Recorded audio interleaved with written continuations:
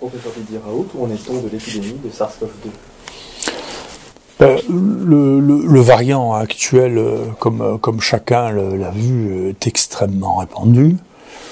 Probablement beaucoup plus que ce qu'on le voit ou ce qu'on le teste actuellement, parce que les formes sont tellement banales que ça ressemble à un rhume et que beaucoup de gens ne se font pas tester du tout, parce que s'ils se font tester, ils ont des contraintes plus que s'ils ne se font pas tester.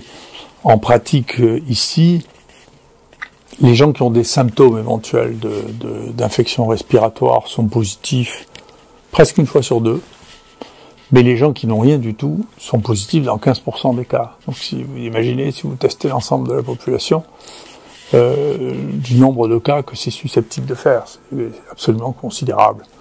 Ce qui amène à deux réflexions. La première, est-ce que quand on meurt et que on a le Covid, est-ce que ça a un lien? Est-ce que c'est par hasard? Vous voyez bien, s'il y a 15% des gens qui n'ont rien du tout, il y a aussi 15% des gens qui se cassent la jambe, et 15% des gens qui ont un accident vasculaire cérébral, et 15% des gens qui ont un infarctus du myocarde, qui ont aussi le Covid en même temps, puisque c'est si commun. Et donc, sur ce travail avec Stéphanie Gentil a regardé si les gens qui étaient morts et qui étaient positifs pour le Covid, s'ils étaient morts du Covid, c'est-à-dire est-ce que c'était imputable ou est-ce que ça l'était pas? Et en réalité, il y a entre 25 et 50% des gens qui meurent avec le Covid pour lesquels ça a quelque chose à voir avec le Covid. Et en plus, ceux qui meurent pour lesquels c'est imputable sont des gens qui ont des pathologies associées ou un très grand âge. Donc la proportion, vous voyez, donc tombe dans le taux de décès, vous voyez, parmi les patients, elle tombe de 10 à 2% si vous regardez les gens hospitalisés qui ont une mort imputable au Covid. Donc, il faut faire attention à ces chiffres et à ces données parce que l'imputabilité, c'est-à-dire le fait que l'on puisse dire que c'est le Covid qui est coupable ou qui n'est pas coupable de la mort, actuellement est relativement faible. Et si en plus on rajoutait bien sûr tous les facteurs de risque, eh bien on trouverait que c'est encore plus faible que ça, bien sûr. Hein, donc la responsabilité. Et donc ce qui veut dire que moi, je répète ça, la mortalité qu'on a observée, nous, parmi les gens qui sont passés ici, l'âge moyen de la mortalité est de 80 ans, c'est la raison pour laquelle ça n'a pas modifié d'une manière spectaculaire l'espérance de vie des gens qui ont eu le Covid. Quant à la mortalité elle-même, vous voyez, dans l'assistance publique, vous voyez tous les gens qui sont morts à l'assistance publique, avec la proportion de ceux qui sont morts avec le Covid. On n'a pas pour l'instant les études précises pour savoir s'ils sont morts avec ou s'ils sont morts du Covid. Et vous voyez que les autres virus respiratoires qui avaient quasiment disparu sont en train de réapparaître, et on voit de la grippe actuellement réapparaître. Là, vous voyez bien les décès des patients de moins de 5 ans, de moins de 65 ans par rapport au nombre de décédés. Vous voyez que, eh bien, c'est en rouge. Alors, c'est pas la même échelle. Hein, c'est l'échelle ici pour ceux qui ont moins de 65 ans. Et vous voyez que il y en a eu bien entendu beaucoup moins que de gens qui sont décédés tout court, mais que ceux qui sont décédés, qui avaient moins de 65 ans, la plupart du temps avaient des pathologies associées. La première étant l'obésité. D'une manière étrange, il y a probablement un travail que je voudrais bien qu'on évalue, c'est pourquoi il y a si peu de bronchiteux chroniques qui ont des insuffisances respiratoires chroniques qui sont morts du Covid, alors qu'on pourrait penser que ils sont plus sensibles. Et alors, il y a des réponses pour expliquer pour les gens qui ont l'habitude d'avoir des taux d'oxygène bas, ont des réactions immunitaires qui sont différentes, qui expliquent peut-être qu'ils ont une meilleure résistance, qui est pas intuitive. On a l'impression que les gens qui ont toute l'année l'oxygène sur le côté sont plus sensibles, devraient être plus sensibles au Covid que les autres. C'est pas quelque chose qu'on constate dans les facteurs de risque d'une manière spectaculaire. Donc c'est un phénomène qui est intéressant. Par ailleurs, donc ce que l'on voit, comme je vous ai dit, c'est réapparaître la grippe, avec une distribution très différente. Ça, c'est les grippes telles qu'on les mesure ici depuis un peu plus de 10 ans, depuis 11 ans. Vous voyez, les épidémies de grippe sont très saisonnières, hein, et on s'attendait au début à ce que Covid-19 présente le même type de saisonnalité. Mais cette année, pour bien montrer quand même on maîtrise pas très bien la cinétique, l'évolution de ces épidémies, vous voyez, sur ce travail, eh bien, l'épidémie de grippe cette année est très différente, très étrange, puisque elle dépasse très très largement le temps habituel de fin de la grippe. On continue à avoir de la grippe maintenant, alors que normalement, à cette époque-là, il n'y en a plus. Je ne sais pas pourquoi, je n'ai jamais bien compris les mécanismes de la saisonnalité dont on pense qu'une partie qui est liée au froid, une partie qui est liée à l'humidité, une partie qui est liée à l'immunité antérieure. Vous voyez que comme il n'y en a pas eu du tout l'année dernière, pour des raisons qu'on ne connaît pas du tout non plus, qu'on ne comprend pas, il est vraisemblable que la population cette année était moins immune aussi, moins immunisée. J'ai pas de notion très précise sur la couverture vaccinale pour la grippe cette année, mais globalement, la pression mise sur la vaccination Covid a entraîné des perturbations dans les autres vaccinations traditionnelles. Ce qui a été remarqué aux États-Unis, c'est que le nombre de vaccinés pour les autres vaccins avait diminué pendant cette période-là, parce que le stress porté essentiellement sur le Covid a emmené à des changements d'habitude dans les stratégies vaccinales. Quel bilan tirez-vous de ces 2 dernières années en termes d'épidémiologie, en termes de thérapeutique? Bon, globalement, si vous voulez, il faut mettre les choses en perspective. Si vous voulez, moi, c'est la première fois que je vois à ce point. J'ai bien vu que tout sujet devient maintenant, entre guillemets, clivant, c'est-à-dire qu'on est obligé d'avoir des opinions simples et d'être d'un côté ou de l'autre.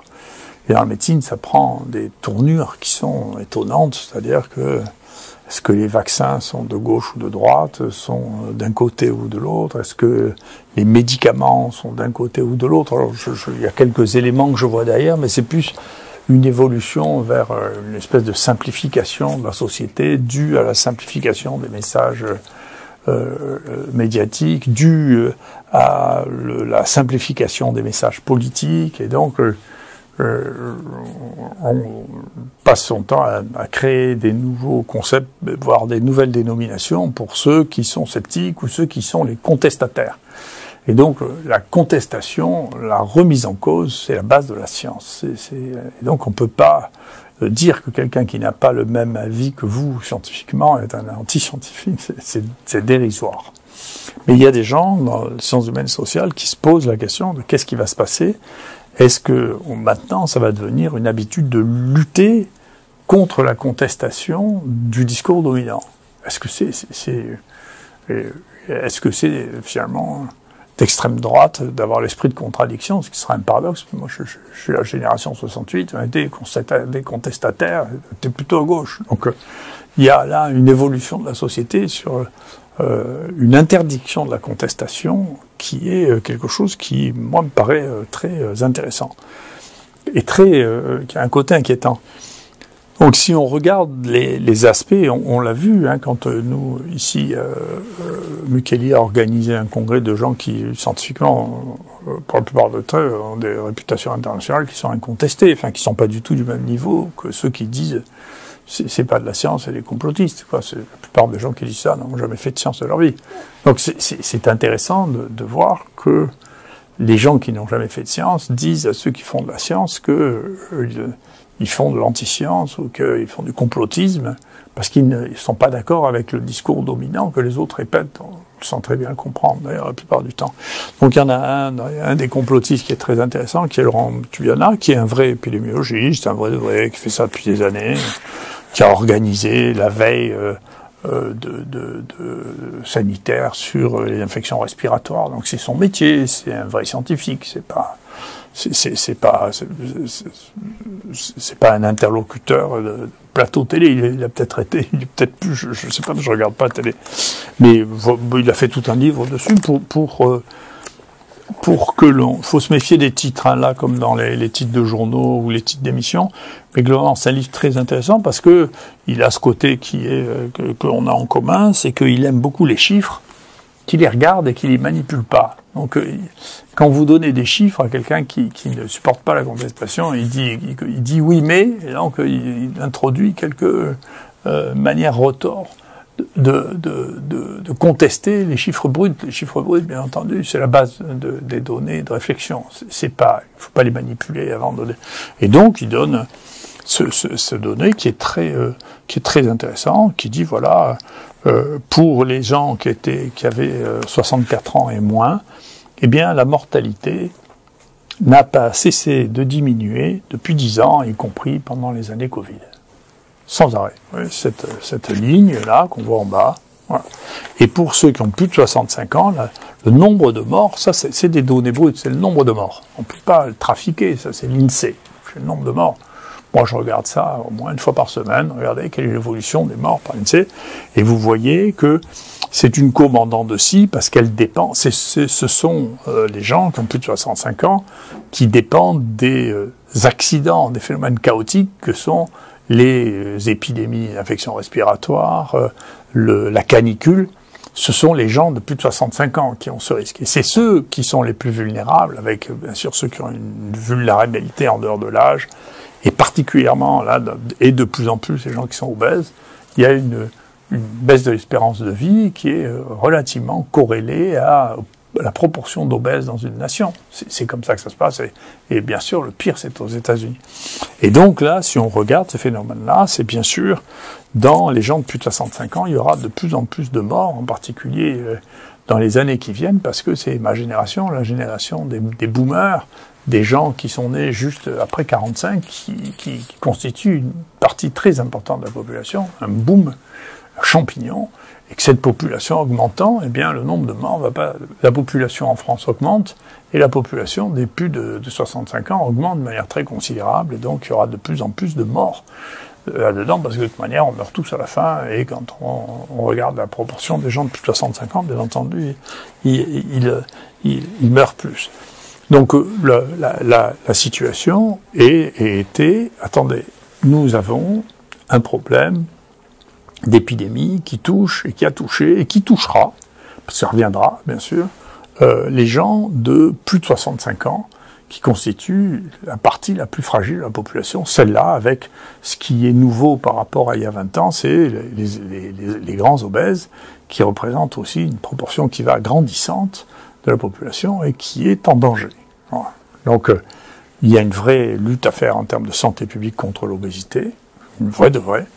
Et puis, il faut protéger les plus fragiles, c'est-à-dire les gens qui ont plus de 65 ans. Et ça veut dire que ceux qu'il faut vacciner en priorité, c'est les gens qui ont plus de 60 ans. Il faut aller les chercher, il faut avoir une politique active, d'accord, pour aller chercher les gens qui sont à risque pour les vacciner, même si la vaccination n'a pas un effet très spectaculaire. Il y a, semble-t-il, une action sur la mortalité, mais sur la mortalité des gens qui meurent, pas d'action sur la mortalité des gens qui meurent pas. Donc, bien alors, il y a quelque chose qui m'échappe. Donc vous voyez bien, les gens qui meurent, ceux qui ont plus de 65 ans, et donc c'est ceux qu'il faut vacciner en priorité. Et je vois que même maintenant, le Center for Disease Control aux États-Unis, qui n'arrêtait pas d'accélérer les stratégies vaccinales, disent que finalement, pour quatrième booster, pour ceux de plus de 50 ans, bon, il vaut mieux attendre d'avoir peut-être des vaccins qui marchent mieux, parce que quand même, on voit bien que le vaccin n'a pas du tout contrôlé l'épidémie. Il suffit de regarder, moi je regarde ça tous les jours, John Hopkins, Covid, si vous voyez un effet sur la diffusion du virus dans le monde, vous êtes très fort.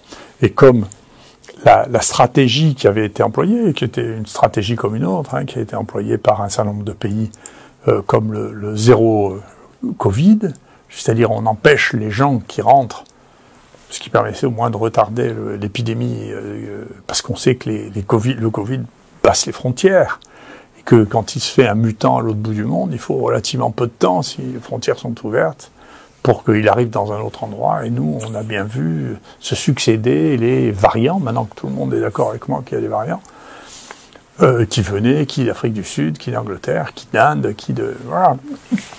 Et donc, la position zéro Covid ne tient pas, parce que tout simplement, il faut bien à un moment rouvrir les frontières, et quand on rouvre les frontières, le virus revient. Voilà.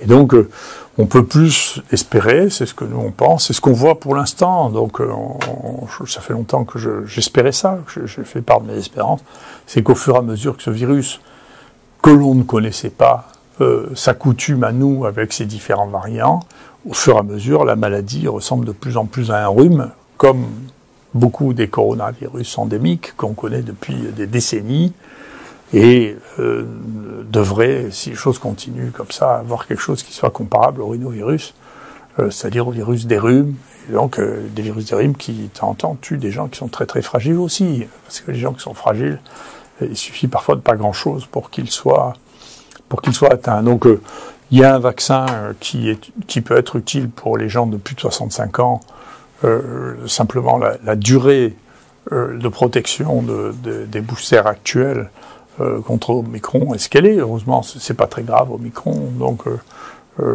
c'est pas dramatique. Mais les derniers travaux montrent que la protection des derniers vaccins utilisables se fait entre 7 jours et 31 jours. Donc ça veut dire si pour être protégé de ça, il faut le faire ça tous les mois, c'est un peu compliqué. Alors il semble que ce soit un peu plus long pour les formes graves, pour les formes mortelles, tant mieux. Donc encore une fois, moi je suis d'accord avec ce que je pensais. Les vaccins, sauf à penser éradiquer une maladie, ce qu'on n'a jamais su bien faire pour les virus des infections respiratoires, on n'a jamais éradiqué aucune. Les vaccins, ils sont destinés à protéger ceux qui vont faire des maladies graves. Là, ce vaccin, sa capacité à protéger de l'infection, elle est très, très, très faible. Mais au moins, si elle a une protection pour les gens qui risquent de faire une forme grave, il a sa place dans notre arsenal. Puis dans notre arsenal, il y a aussi les différentes thérapeutiques. Là aussi, on a le droit, enfin en tout cas moi je prends ce droit, il n'y a pas de tabou sur les stratégies thérapeutiques. Moi je vous conseille là aussi, je vous donne un site si vous ne le connaissez pas encore, qui s'appelle étudec19study.com, où il y a tous les traitements qui ont été utilisés dans cette maladie, tous. Il n'y a pas de choix, comme dans certaines méta-analyses qui repoussent celles qui ne vont pas dans leur sens. Ça s'appelle tricher. On prend tout. On dit, celle-là, elle montre ça, celle-là, elle montre ça. Après, pourquoi j'interprète ci, pourquoi j'interprète ça, avec toutes les stratégies qui ont été proposées, aussi bien le remdesivir que l'hydroxychloroquine, que le curcumin, que le sport. Il y a des gens qui ont montré que le fait de pratiquer du sport, je sais que Toussaint est très partisan de cette approche-là, qui est une approche probablement raisonnable, diminue le risque de faire des Covid graves. Je ne sais pas si c'est direct, si c'est médié, quel mécanisme de ça. Vous voyez, l'ivermectine, bien sûr, la vitamine D qui joue un rôle aussi. Donc tout ça, ça représente des possibilités thérapeutiques. Et ne croyez pas il faut pas croire que ce qui est notre point de vue en France est la vérité. Enfin, je m'excuse de vous dire ça, je suis français comme la plupart de ceux qui m'écoutent, mais ça représente pas la vérité.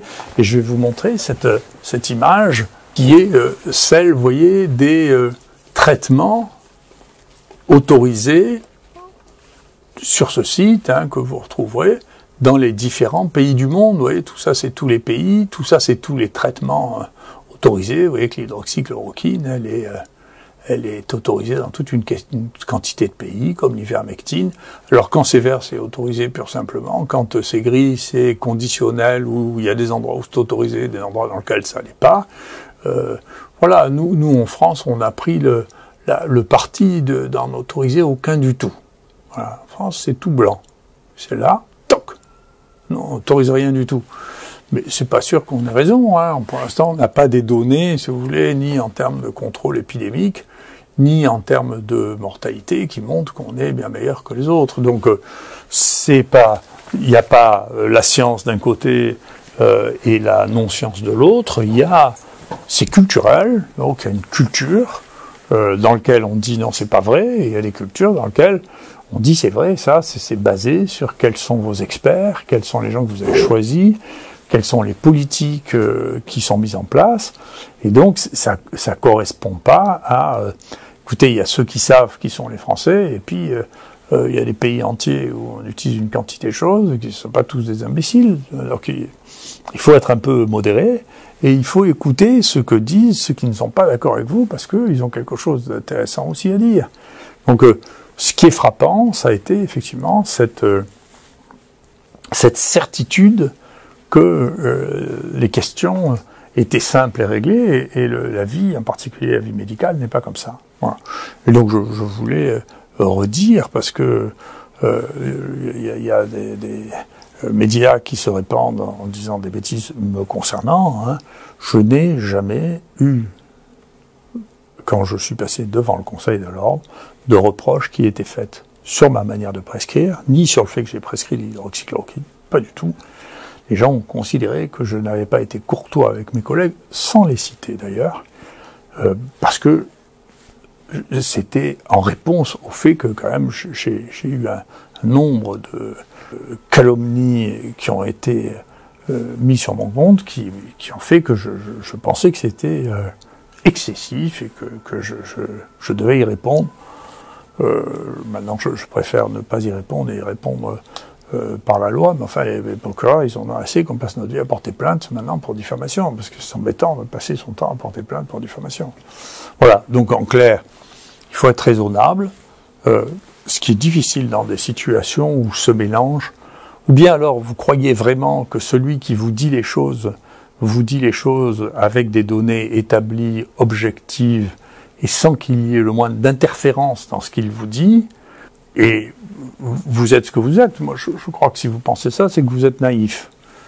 Ou bien alors, si vous dites, écoutez, non mais peut-être qu'il y a d'autres raisons, que les gens ont un biais d'analyse ou d'observation pour de multiples raisons, qui peuvent être politiques, qui peuvent être culturelles, qui peuvent être parce que les gens ont l'habitude de travailler sur une autre maladie, qui était par exemple les infections chroniques, qui se traitaient pas du tout de la même manière que les infections aiguës, ou parce que les gens étaient investis dans la lutte contre l'hostilité antivaccinale pour d'autres vaccins que ceux-là, y compris des vaccins qui marchaient très bien, qui ne représentent pas de danger, mais on ne peut pas généraliser ce combat à tous les combats du vaccin. Donc tout ça est devenu l'objet de combats simplifiés qui sont contraires à la raison.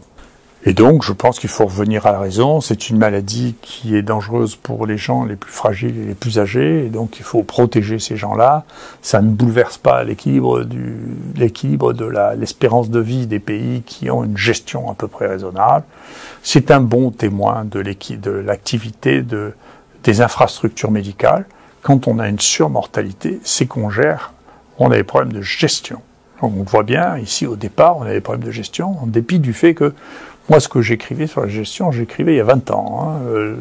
La possibilité d'apparition d'épidémies, d'infections respiratoires, j'écrivais ça dans mon rapport il y a 20 ans, tout le monde peut le voir, c'est online. Les mesures qu'il faut prendre, qu'il faille un peu avoir de réserve sur les masques, sur les gants, le calme qu'il faut avoir, les messages qu'il faut transmettre aux gens, ne pas manipuler, ne pas manier la panique. Mais moi, je ne dis pas que la panique a été maniée même volontairement. Je pense que parmi les gens qui ont manipulé ça, et moi j'en suis le témoin, j'ai vu certains des gens qui prenaient ces décisions qui eux-mêmes étaient paniqués. D'accord ? Et donc, cette panique qui a transpiré auprès des uns et des autres est quelque chose qui est dangereux. Et ensuite, l'idée de vouloir faire rentrer dans l'ordre la pensée médicale et scientifique est quelque chose qui est dangereux. Il ne faut pas le faire. J'espère que cette crise nous a ramené à avoir une réflexion sur les problèmes d'infrastructure, en particulier le manque dramatique de médecins que nous avons depuis 30 ans, l'organisation des structures. Les structures sont trop grosses pour pouvoir fonctionner de manière normale, la prise en charge des malades à domicile, qui est insuffisante et qui a fait que très rapidement les urgences sont complètement submergées. C'est des vraies questions, donc de diminuer la taille des structures. On sait que plus les structures sont grandes, plus les structures hospitalières sont grandes, moins elles marchent.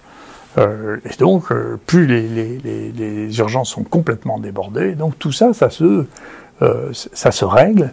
Et puis, l'entraînement, c'est-à-dire faire que les gens, comme on avait commencé à le faire dans les sites du bioterrorisme, entraîner les gens à une situation de crise, comment on fait, comment on gère, comment on fait les queues, tout ça, c'est des choses qu'on a apprises au fur et à mesure de cette crise et dont il faut faire une partie de notre histoire pour que, face à d'autres situations qui se reproduiront, eh bien, on soit moins désarmé, moins affolé, mieux organisé et plus lucide sur les situations et sur la manière de faire les choses. Voilà.